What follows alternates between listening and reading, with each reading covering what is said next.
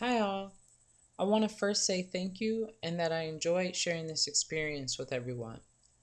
I hope that you found this course helpful, the material challenging and worthwhile, and I hope it helped to deepen your understanding of the feminist perspective.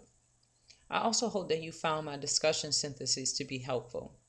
I just wanted to leave you with what I like to refer to as musings from the TA.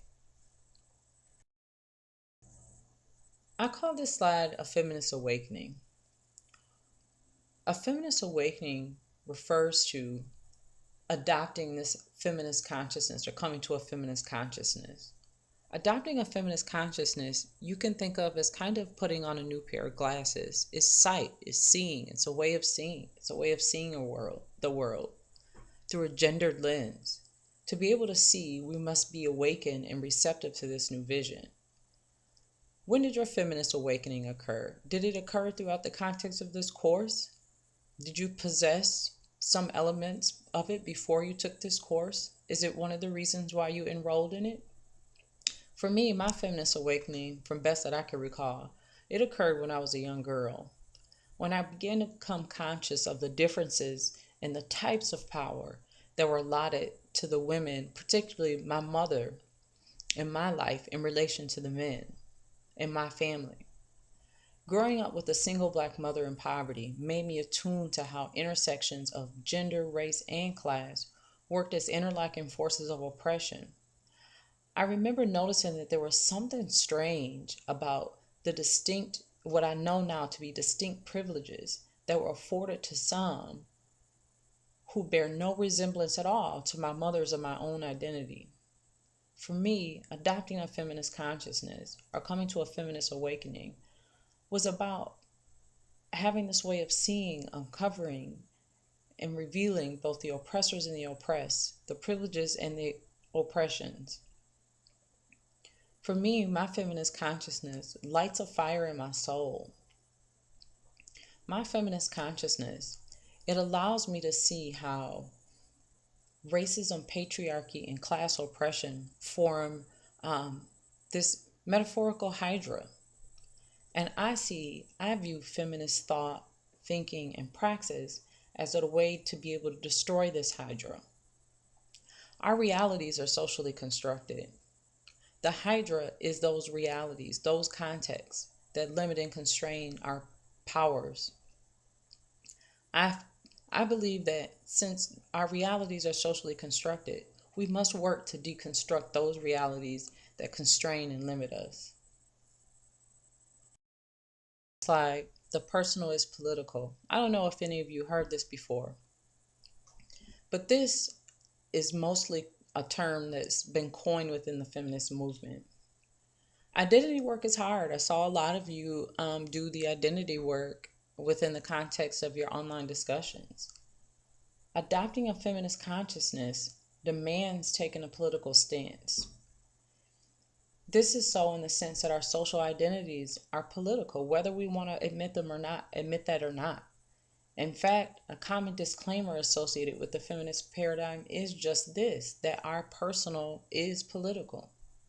Our identities are political, so being attentive to the ways in which historical, cultural, structural, and institutional dimensions of our social life create these tensions and dialectics within and among our various identity contexts requires political thought and action to disrupt them.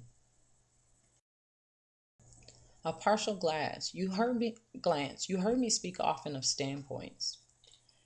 Engaging with others in the context of this online environment gave me a peek into the partial perspectives of a community of online learners.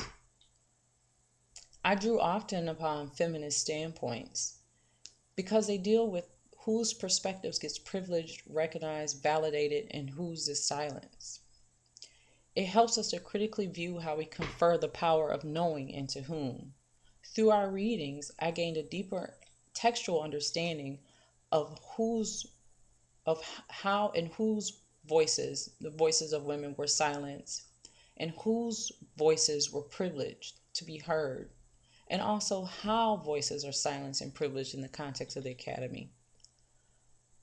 I hope that you walk away from this, and then maybe the next time that you have an online classroom or even in face-to-face classrooms, I want you to think about how this privileging of voices and silencing of voices is played out in the context of discussions.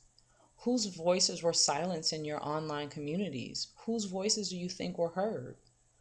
Whose did you personally tend to privilege as a knower, and whose seemed a little bit silenced? Whose voices may have been silenced by your own? As a proponent of this particular school of feminist thought, I recognize, as it does, that the marginalized have a more acute vantage point through to see both privilege and oppression, and the ways that it affects the lives of both women and men because of our positioning on the continuum of power and oppression. We cannot have a conversation about women's social realities without speaking about men. We cannot engage in discourse on the oppressed without a discursive representation and acknowledgement of men. Keeping with this thinking in mind, feminist standpoints also recognize that our perspectives are only partial, and thus we can never have a complete view of the world. So while we were able to gain some understanding of how we individually made meaning and interpreted the world, this was not a complete picture of everyone's context. I was able to view textually, and I hope that you all were able to partial representations of the context in which your peers' identities are situated. I hope that you remember that their identities are situated within context. You can never divorce identity from context. I learned a great deal from everyone through your representation of realities, and I watched some of you work through reconciling your partial perspectives with the perspectives of others in your group and the textual perspectives from the class readings. As practitioners, we can never know a person wholly. We can only gain a partial glance into their reality context and use our own reality context to interpret them. We use them as filters, as lenses. The onus is on us, though, to do our own identity work and be reflexive in our assumptions and beliefs about the world, because they are, after all, just partial. Our identities form the lenses of our perspective, so we must remember that. Lastly, all of you enrolled in this class for various reasons and had different ideas about what they expected to learn and take away from this course. So do instructors. While I could only hope that everyone has been wakened with the feminist consciousness, I know that this is not realistic. I hope that some of you will leave this course with a new tool of feminist sight to be used in your work, in your life, and I know that some of you may not.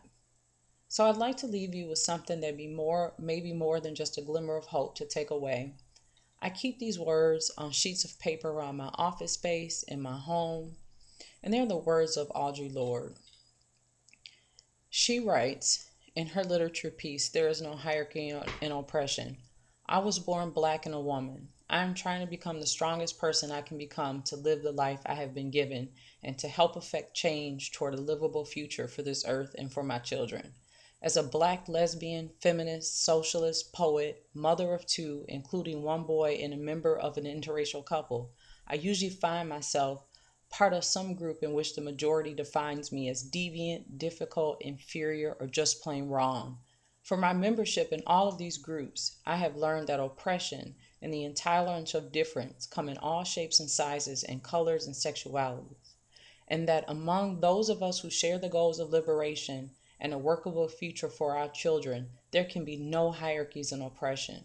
I have learned that sexism, a belief in the inherent superiority of one sex over all others, and thereby its right to dominance, and heterosexism, a belief in the inherent superiority of one pattern of loving over all others, and thereby its right to dominance, both arise from the same source as racism, a belief in the inherent superiority of one race over all others, and thereby its right to dominance. Oh, says a woman from the black community, but being black is normal. Well, I and many black people of my age can remember grimly the days when it didn't used to be.